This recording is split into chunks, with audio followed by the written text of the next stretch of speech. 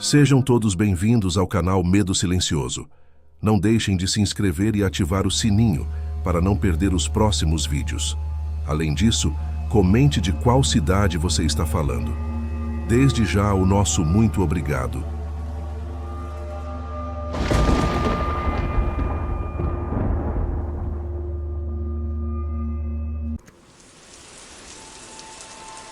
Se você gosta dos nossos vídeos e ainda não está inscrito no canal, convidamos você a fazer parte da nossa família. Não se esqueça de deixar seu like, ativar o sininho para receber todas as notificações e comentar o que acha dos nossos conteúdos. Assim, você não perde nenhuma novidade do canal. Dito isto, vamos ao vídeo.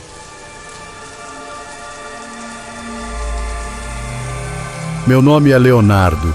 E desde criança fui fascinado pelas histórias de terror que meu avô Geraldo contava. Entre todas, a que mais me marcou aconteceu em 1987, quando ele ainda morava em um sítio no sertão baiano, na cidade de Curaçá.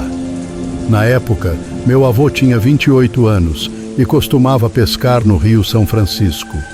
Em uma noite de lua cheia, ele, seu pai, Júlio, de 40 anos, e dois amigos, Juca e Júlio, decidiram passar a noite pescando. Chegaram ao rio por volta das 17 horas, montaram seus equipamentos e começaram a pescaria. Júlio, sempre o contador de causos, entretinha o grupo com histórias de visagens, boitatá, lobisomens e mulas sem cabeça, típicas das lendas da região. Enquanto aguardavam os peixes morderem as iscas, riam e ouviam atentamente.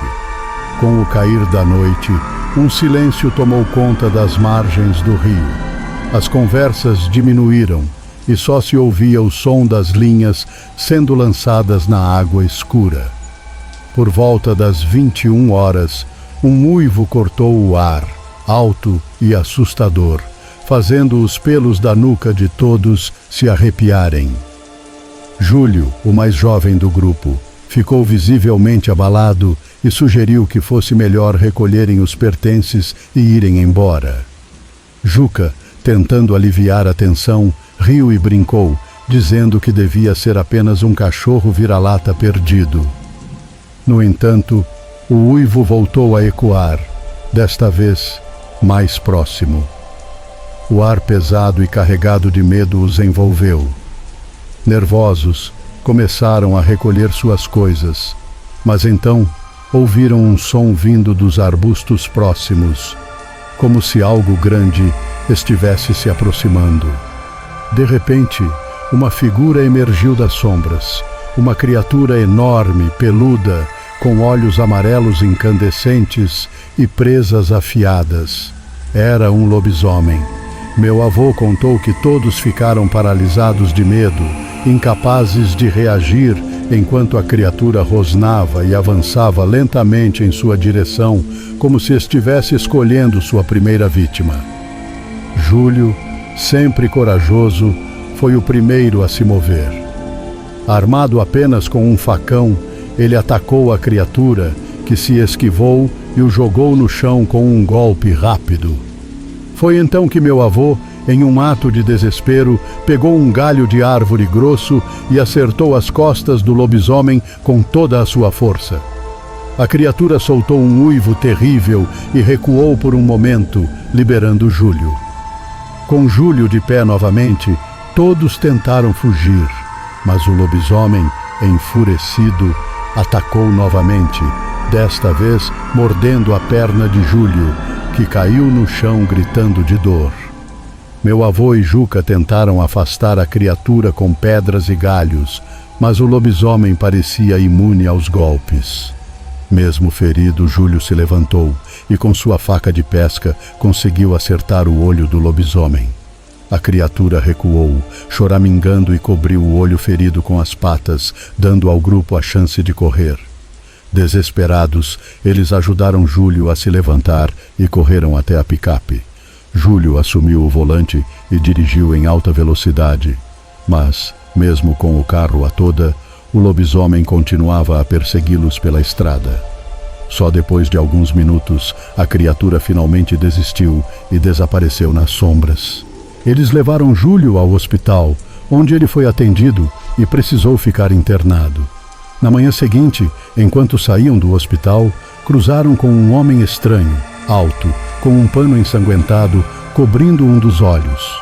O homem encarou o grupo e esboçou um sorriso macabro, fazendo meu avô sentir um arrepio profundo.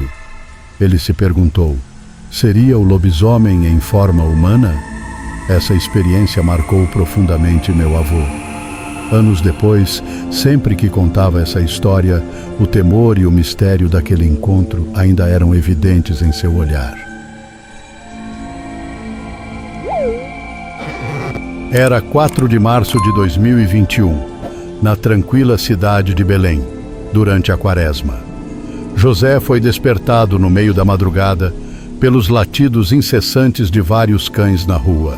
Irritado e querendo descobrir o que estava acontecendo, levantou-se e foi até a janela ao lado de sua cama. Ao olhar para fora, viu cerca de 10 cães latindo descontroladamente, como se estivessem ameaçados por algo. Mas o que chamou sua atenção não foram os cães, e sim uma criatura assustadora que se movia entre eles. José descreveu a criatura como sendo enorme, com o corpo coberto de pelos, braços anormalmente longos e pernas curvadas. A cabeça, desproporcionalmente grande, tornava o ser ainda mais aterrorizante.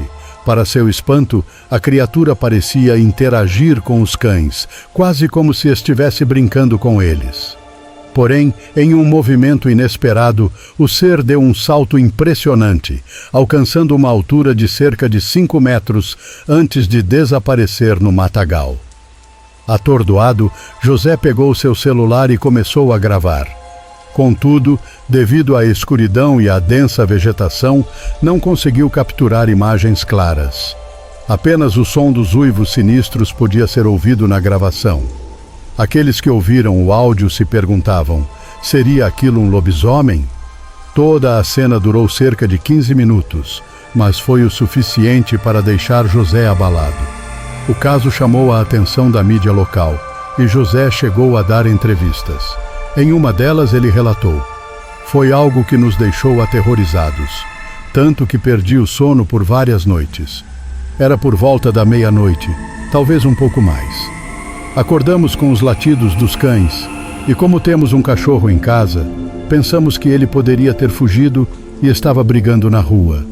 Quando abri a cortina, o que vi foi uma criatura horrível, um demônio com aparência de animal. Ela estava no meio da confusão com os cães da vizinhança.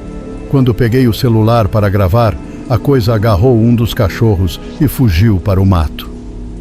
Mais de um ano depois, em 1º de abril de 2022, outra aparição semelhante foi registrada, desta vez na cidade de Lapa, região metropolitana de Curitiba. Uma moradora ligou para a polícia no meio da madrugada, afirmando que seu marido havia visto um lobisomem em uma rua do bairro. Segundo o relato, o bicho subiu no telhado de uma das casas e desapareceu logo em seguida.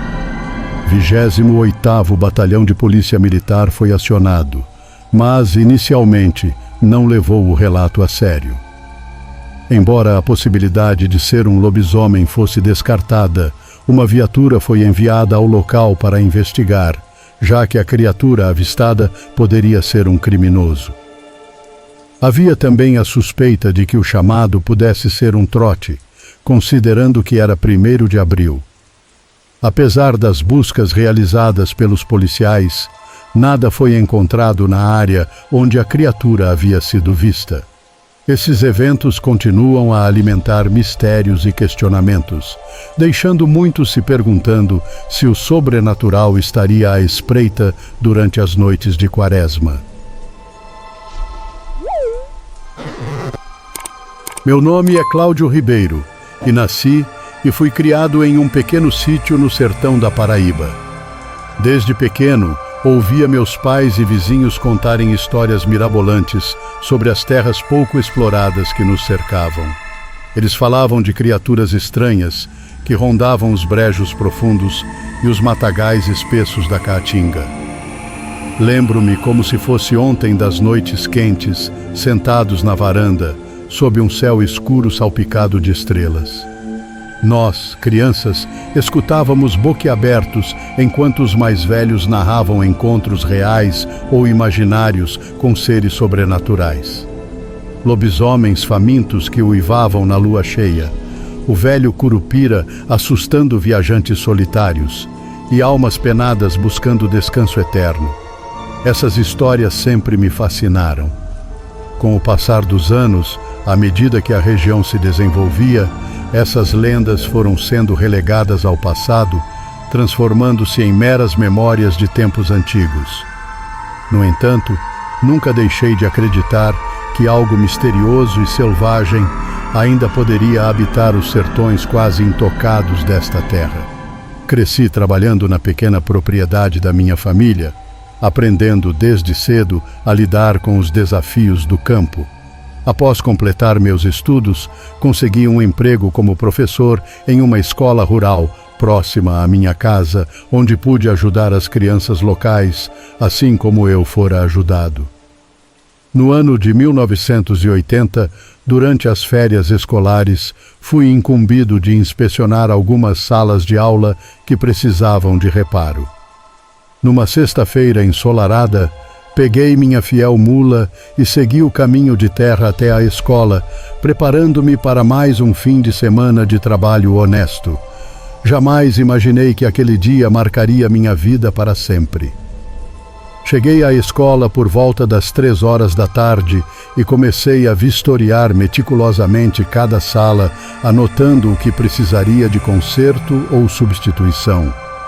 O sol ardente do sertão pouco se movia no céu, evidenciando o passar lento das horas. Quando percebi, o dia já se findava, tingindo de laranja e dourado o horizonte. Então, anoiteceu repentinamente e uma forte chuva começou a cair. Resolvi esperar a chuva passar antes de voltar para casa. Entretanto, a energia da escola caiu, como costumava acontecer em dias de temporal. Peguei uma lanterna que sempre andava comigo e fui até a sala onde ficava o quadro de energia para ver o que poderia ser feito. O quadro estava em uma parte alta da sala e subi em uma cadeira para alcançá-lo. Era muito antigo e precisava ser anotado para substituição. Quando me virei para descer, vi atrás de mim 2 olhos brilhantes me observando do lado de fora, na escuridão. Assustado, caí e bati a cabeça, desmaiando. 2 horas depois, acordei com minha esposa me chamando, preocupada com minha demora. Ela veio montada em seu cavalo me procurar.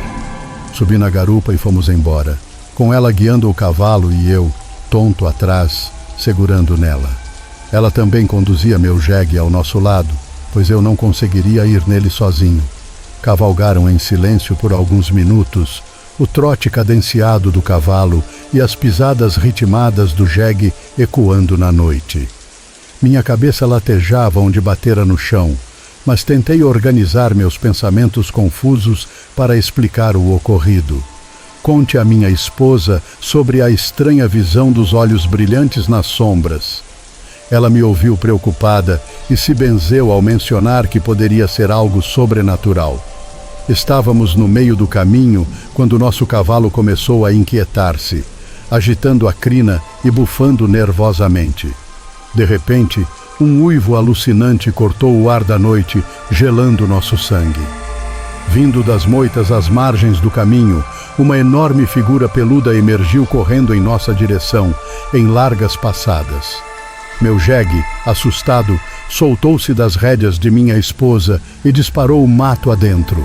A fera passou por nós como um borrão e seguiu atrás do jegue, sumindo na escuridão.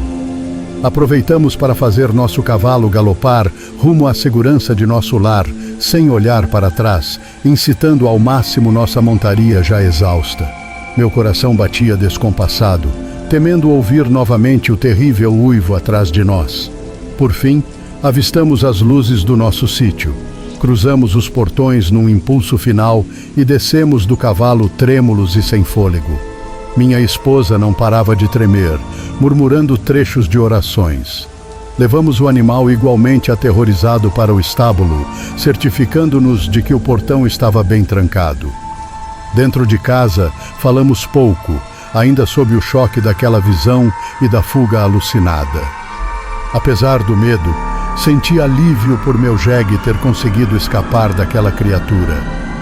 Naquela noite, não dormimos, alertas a qualquer ruído lá fora. No dia seguinte, saí ao amanhecer para procurar meu jegue desaparecido. Após horas vasculhando a região, para minha surpresa e alívio, encontrei-o no sítio de um amigo próximo. Apesar de assustado e exausto, o animal estava vivo. Porém, notei em seu dorso e pernas vários arranhões profundos e marcas de dentes, ferimentos deixados na fuga desesperada da terrível criatura que nos atacara na noite anterior.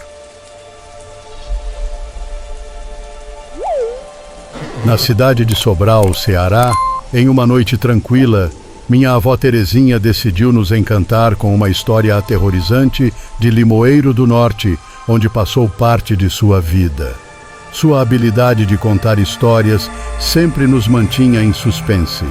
E aquela noite não foi diferente.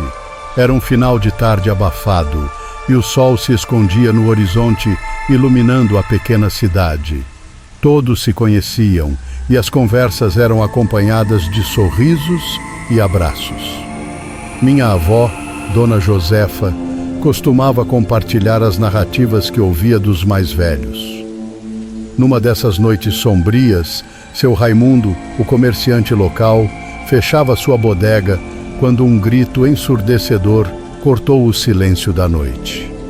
O som fez os pelos de sua nuca se arrepiarem. Alarmado, ele deixou tudo para trás e correu em busca da origem daquele barulho. No caminho, encontrou vizinhos, todos com expressões de terror e confusão. "O que aconteceu?" indagou seu Raimundo, ofegante. "É o seu Antônio, o criador de cabras. Ele diz que encontrou 2 animais mortos, todos dilacerados e ensanguentados", respondeu Dona Maria, mulher de seu José, o sapateiro. "Pode ser algum bicho feroz?" questionou seu Raimundo, visivelmente preocupado. "Não sei, mas sinto que vem algo pior por aí", disse Dona Maria, nervosa, fazendo o sinal da cruz.